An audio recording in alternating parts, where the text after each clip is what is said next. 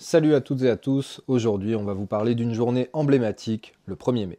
Alors souvent on vous raconte que le 1er mai c'est la fête du travail, c'est le retour du printemps.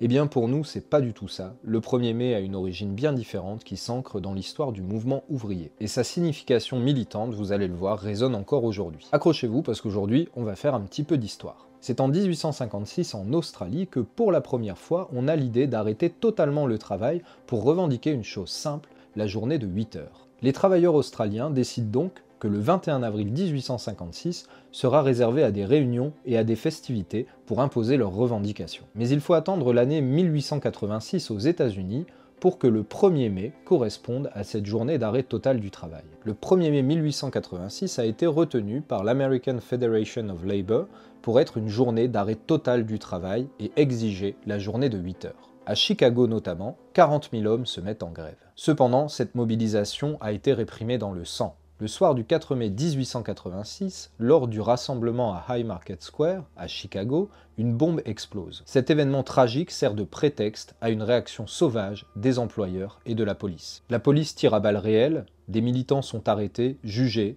et 4 sont même pendus. Ces hommes deviennent alors des martyrs du mouvement ouvrier, symbolisant la lutte contre la répression féroce de l'État et des employeurs. Bien que la journée de 8 heures n'ait pas été conquise immédiatement, ces événements de Chicago marquent profondément la conscience ouvrière internationale. Et c'est dans ce cadre qu'en 1889 se réunit à Paris le Congrès ouvrier international socialiste, plus connu sous le nom de la Deuxième Internationale. Ce congrès rassemble des représentants de syndicats et de partis socialistes de différents pays. Sur proposition du délégué français Lavigne, représentant le Conseil national des syndicats et groupes corporatifs de France, le Congrès décide qu'à partir de 1890, le 1er mai deviendra une journée internationale de mobilisation pour exiger la journée de travail de 8 heures. C'est la première fois qu'une action coordonnée des travailleurs au niveau mondial voit le jour. Elle est directement inspirée des événements qui se sont produits en Australie et aux États-Unis. Le 1er mai devient alors un symbole puissant de l'unité des travailleurs et de leur lutte pour l'émancipation.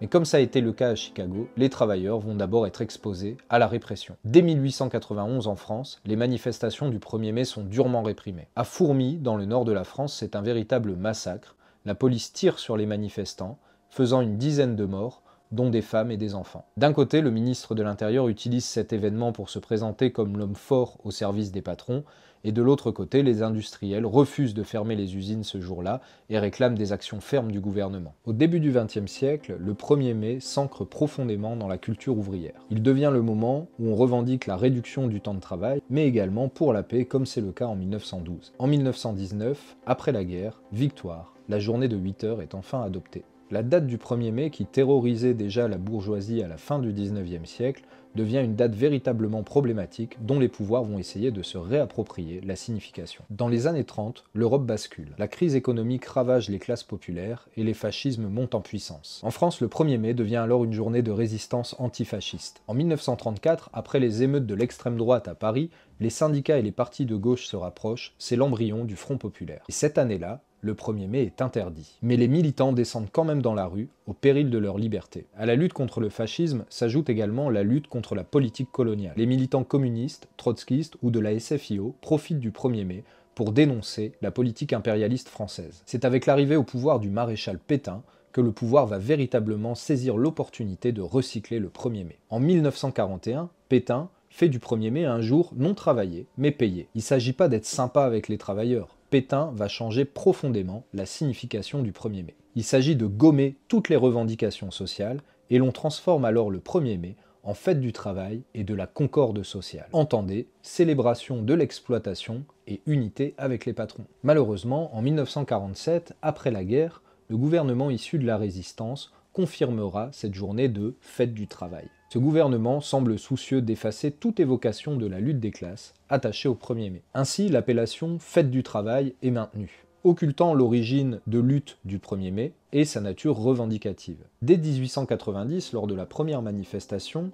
un insigne permet aux manifestants de se distinguer. C'est le triangle rouge, qui symbolise le partage de la journée en 3 parties égales, 8 heures de travail, 8 heures de loisirs, 8 heures de repos. Revendication initiale qui correspond à l'esprit du 1er mai. Un autre symbole est rapidement associé à cette journée, c'est l'églantine rouge. Cette fleur est de la couleur du sang des luttes ouvrières et elle est associée aux idéaux socialistes. Elle devient un véritable signe de ralliement pour les manifestants. Et porter une églantine rouge à la boutonnière, c'était afficher sa solidarité, mais c'était aussi un signe de défiance à l'égard des pouvoirs en place. Alors quand on pense 1er mai, on pense pas tout de suite églantine rouge. À cause de ce qu'on nous vend, on pense tout de suite muguet blanc. Le muguet a une toute autre origine. Au départ, il est associé au printemps et à la chance. Mais il a été promu notamment par la presse comme étant la véritable fleur du 1er mai, contre justement l'églantine rouge. Cette insistance sur le muguet n'a rien d'innocent. Son but est clairement de diluer la dimension revendicative et politique de cette journée du 1er mai. Il s'agit de la transformer simplement en fête printanière, folklorique et apolitique. Et dans la première moitié du XXe siècle, on voit alors la presse bourgeoise qui s'efforce de créer une histoire de la journée du muguet contre justement la journée des revendications qu'est le 1er mai. Au-delà des fleurs, d'autres symboles ont marqué le 1er mai. Bien évidemment, le drapeau rouge. Et malgré ces tentatives pour étouffer la dimension revendicative de cette journée du 1er mai, à la CGT, le 1er mai demeure pour nous un symbole puissant de l'unité de la classe ouvrière à l'échelle mondiale. La conséquence de cela est qu'en France, les manifestations ont longtemps été interdites le 1er mai. Mais en 1968, pour la première fois depuis 1954, les syndicats, CGT en tête, appellent à manifester publiquement le 1er mai. Le contexte, des usines en ébullition et une jeunesse qui refuse la docilité. Ce 1er mai marque le retour du politique dans la rue et préfigure les grèves massives de mai et juin 68. La fête du travail consensuelle de 1947, héritée du régime de Pétain, disparaît et la lutte des classes revient au premier plan. Cette année-là, le 1er mai redevient une journée de conflit social ouvert. En 1995, face à la réforme Juppé des retraites et de la sécurité sociale, la grève se propage dans tout le pays. Le 1er mai devient le cœur symbolique d'une riposte populaire. Et cette journée est marquée par la présence de millions de manifestants dans les rues. En 2006, ce sont les jeunes qui relèvent la tête contre le contrat première embauche voulu par le gouvernement Villepin. Là encore, le 1er mai devient un moment de convergence entre les salariés, les étudiants et les lycéens. En 2010, face à la réforme Woerth, les mobilisations sont là aussi massives. Les cortèges dénoncent bien plus que la réforme des retraites.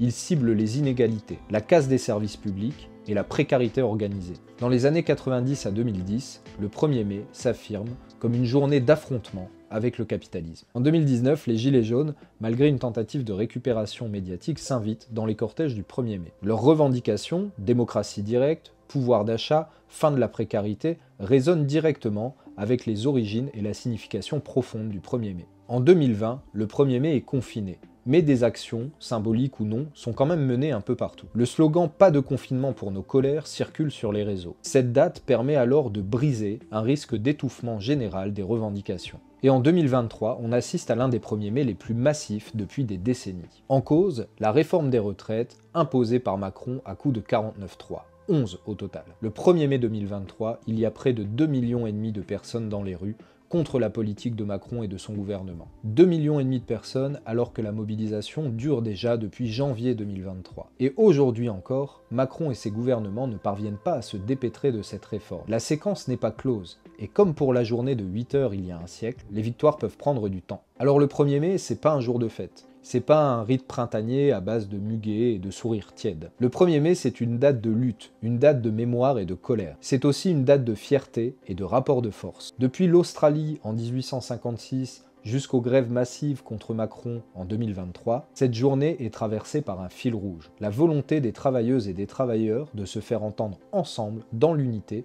contre les dominations. Chaque génération a utilisé le 1er mai pour ses combats. La journée de 8 heures, l'antifascisme, l'anticolonialisme, la lutte contre la guerre, la jeunesse contre le CPE, les gilets jaunes, les luttes féministes et climatiques, les retraites. C'est un levier politique souple et puissant qui appartient à ceux qui se mobilisent. Bref, le 1er mai, c'est du courage collectif contre la résignation individuelle. Cette date nous invite à briser l'isolement, à rompre avec le silence et à rappeler que nous sommes toujours là, nombreux, solidaires et déterminés. Tant que l'exploitation existe, tant que les puissants méprisent, tant qu'on devra se battre pour vivre dignement, le 1er mai vivra. Et toi, qu'est-ce que tu fais le 1er mai? Viens prendre la rue avec nous, rapproche-toi de la CGT pour connaître les manifestations près de chez toi et surtout, syndique-toi.